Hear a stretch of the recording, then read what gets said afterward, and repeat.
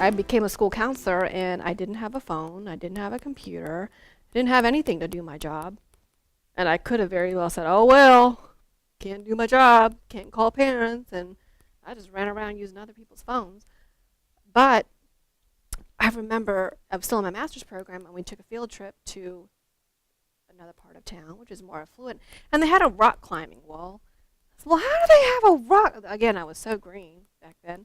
How do they have a rock climbing wall and we don't have computers? We barely have books. I don't have a computer or phone. How does that work? And then we're all supposed to meet the same standard, right? But the media never talks about that. And they never share those inequities that exist in our schools, that then when you work in an urban community that a lot of times is under-resourced, right, because of funding and millage rates and things like that, that we're having to work overtime, finding very creative ways to meet the needs of the children. But I'm a firm believer that that is our ethical obligation. That is my ethical obligation as a school counselor, to make it work anyway. I should not be making excuses for why I can't meet the needs of the kids, because they didn't choose this. They didn't choose their situation. They didn't choose their school. This is what they're given. So tell our students to give them the best. I really appreciate when Dee McIntyre said that, you know, that we really want to prepare our educators, school counselors to really figure out and be creative and be trained in under-resourced, and so you have those skills so that they are applicable wherever you go. You can be very creative. You can find those ways to meet needs. And I think that just even those strategies that you've discussed here, I think speak to that. How many of you, when you think about, Dr. Glover had you make your list of students in your classroom, how many of those can you look and say, gosh, they're so resilient? How do you conceptualize, how do you look at their resiliency? What did you see in them that made them resilient? Positive attitudes. Perseverance. Persistency. Motivation. Intrinsic motivation. Yes. So I just pulled this from Webster. What is resiliency? The ability to become strong, healthy, or successful again after something bad happens. And I actually like this second part.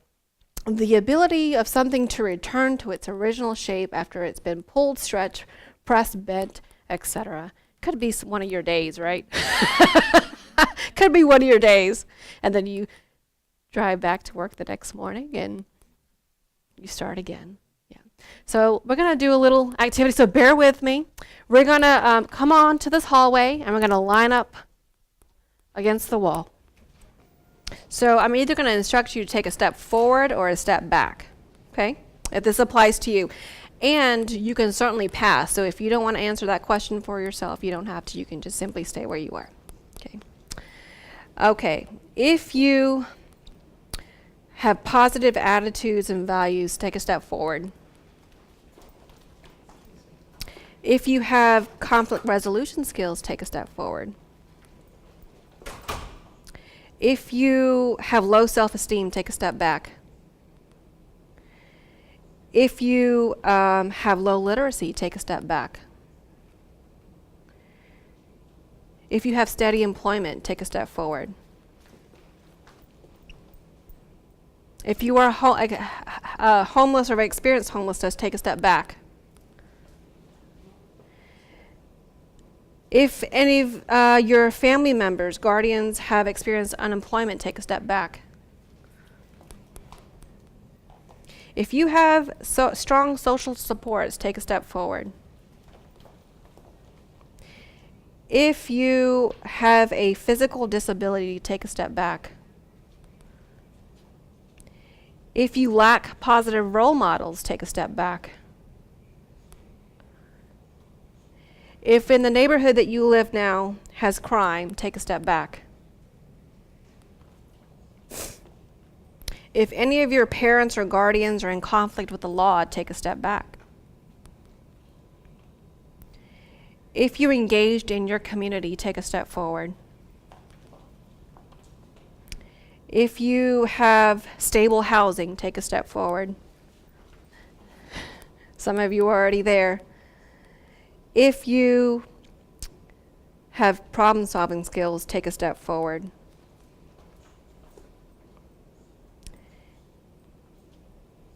If you had good parental or guardian supervision, take a step forward.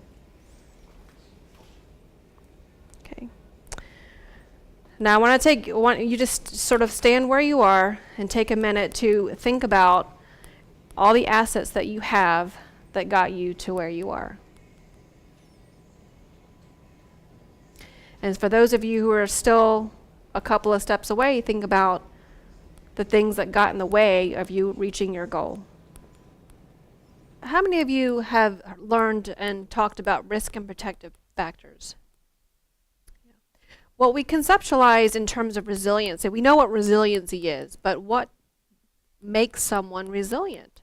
Okay, and what we know is that if someone has more protective factors than risk factors, they're more likely to be resilient. Okay, so that's how many of you, right, were making progress towards your goal, because you had so many protective factors that it by nature was allowing you to be resilient, right, to anything that was happening in your life. Now, some of you did take a step back. And you know, when you take a step back, how did you feel? Because your goal's right there, now you're having to take a step back. And had I continued on that list and said, take a step back, you know, maybe some of you would have not hit your goal. It does. Yes, and I saw some of you like, I'll make this one count. I saw that. Did. And that's great, because you feel, what do you feel internally when you can do that? You know? Yes. And think about your students when they're able to accomplish something. So what I want you to do, you created that list in the very beginning. Your strengths, right, and assets. Your students' strengths and assets. So if you look at these protective factors, do any of those exist on either of the two lists? Look at your list.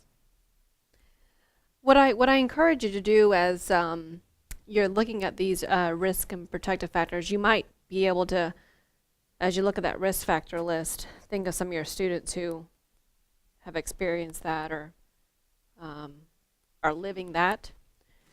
And the idea is that even if, just as in our activity, even if you have, again, these risk factors, you're not doomed. You know, it just simply means that we want to develop more protective factors, right? So I encourage you, you're going to have this PowerPoint, but I encourage you to, as you're going to start the new school year and thinking forward, how can you incorporate some of these assets into your classroom environment, into your school environment, and support parents with that? So I want to get to practices, and we talked about some of these strategies already in terms of themes that have already come up. So when we look at and think about culturally congruent practices, we know that they are generally strengths-based. Okay, we know that it happens within consultation with others, that we collaborate, that we engage in cooperative learning and relationship building, and also importantly, minimizing stereotypes and biases. So let's look at strengths-based interventions.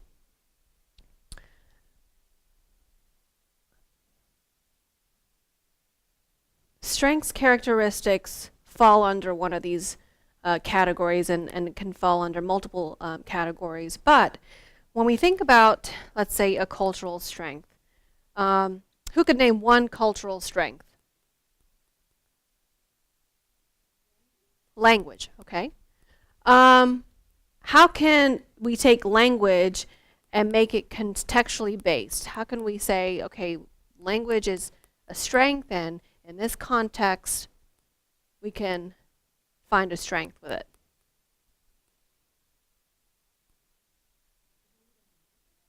Okay, all right. Because you want to certainly affirm, right, that someone else has, that they have another language and use an interpreter. Um, Developmental lifespan oriented strengths. So how many of you would say that your elementary children are wise? Can be wise? Yeah, yeah. We definitely want to think in developmental terms, but know that across the lifespan, we all have strengths at any given point in time, and want to take note of those. They're adaptable and functional. So going back to the school behaviors and community behaviors, right? We may not think that some of those behaviors that happen in school are appropriate, but that student has learned it and it might be useful in their community, so they've adapted it, right? And we have to, again, provide the skills to help them adapt it appropriately in a school setting, but it could be a strength. So one of the things I think about is students who are afraid of walking home. It happens, right? And they're ready to protect themselves. Now, what would I say? You're not going to fight on your way home. Am I going to say that? Am I going to say you're not going to fight at school? Yeah. Yeah. So how could I take that notion of wanting to protect myself and see that as a strength in school? How can I reframe that?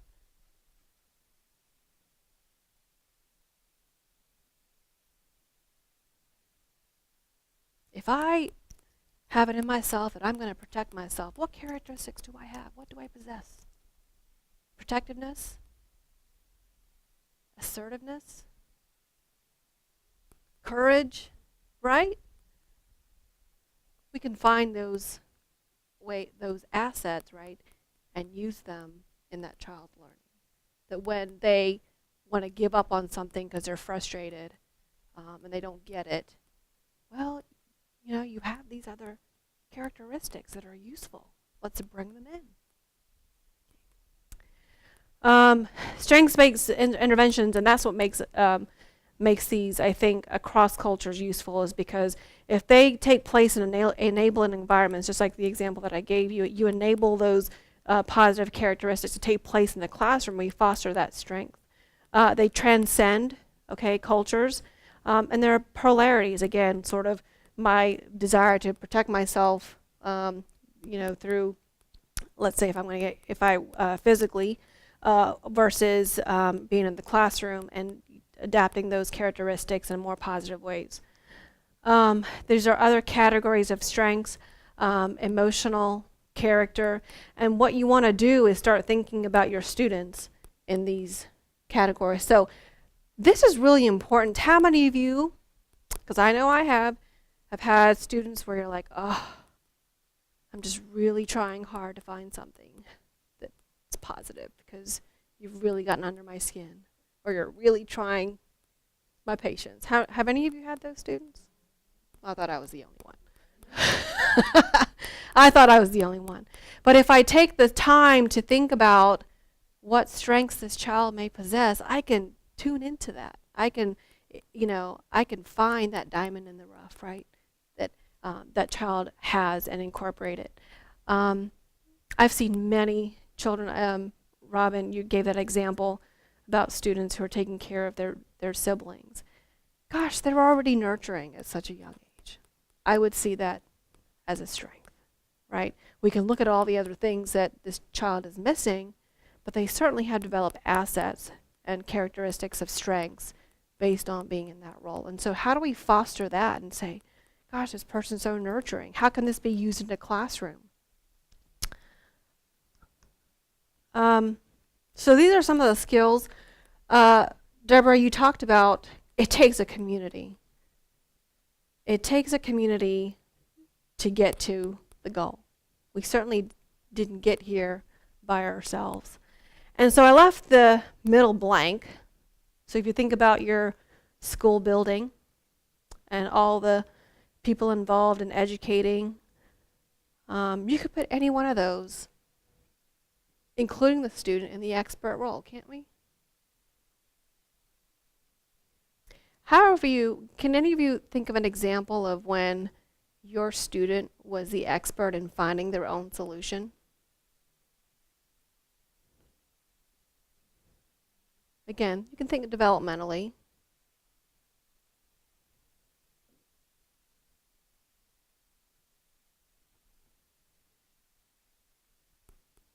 Anyone have an example to share?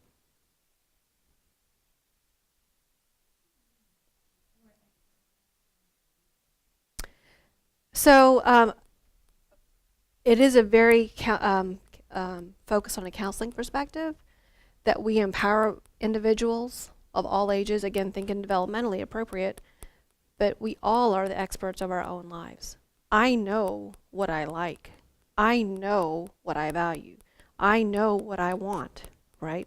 And so a student can be an expert in his or her own life and her own solution. So as a school counselor, oftentimes, again, when I was talking earlier about the adults talking around the student and never shall they ask what he or she wants, the intervention won't work if that child hasn't bought into it, if it doesn't mean anything to them.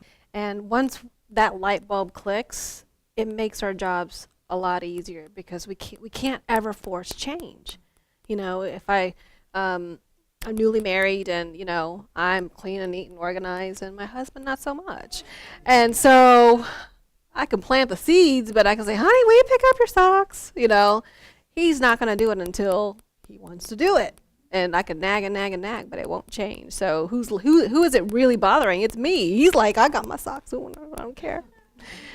So think about that. Think about how do you make your job easier by tapping into the student and allowing him or her to have ownership in what you want them to accomplish. I've been in many parent, teacher, student meetings, and the teachers and the parents are just talking to each other and the child just in the middle. And I'm having to constantly say, well, what does little Susie or what does James think? And the children are not used to having a voice with the adults and they're afraid to speak. And so I use it as an advocacy role to say, wait a minute, let's hear from this person, you know, because you can't internalize and want to change unless it comes from you. You can be told all day.